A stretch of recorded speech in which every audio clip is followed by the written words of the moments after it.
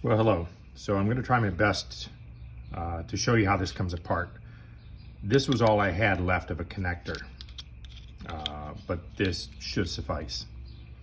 So the first thing you're going to need to do is cut the zip tie or the nylon tie that has the wires tied around this end of it. There may be some tape right here, but nonetheless, you'll have to remove the nylon tie and the tape. And as you can see, the connector just slides in at this point. The whole unit just slides right in.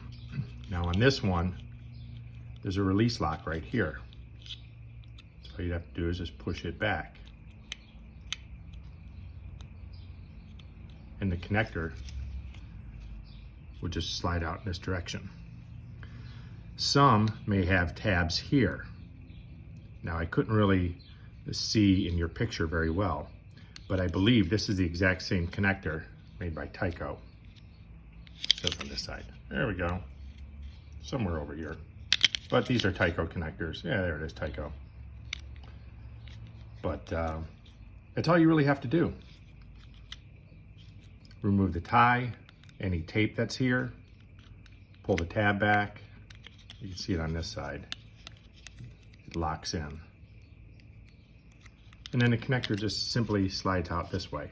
And what that gives you is the ability to put a larger diameter probe in here.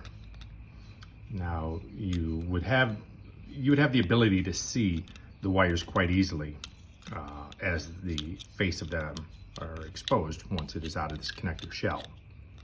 But just a word of caution, do not insert anything too forcefully into the wire connectors, because what you will do is you will actually open them up and they will have very poor contact, as there will be no tension any longer.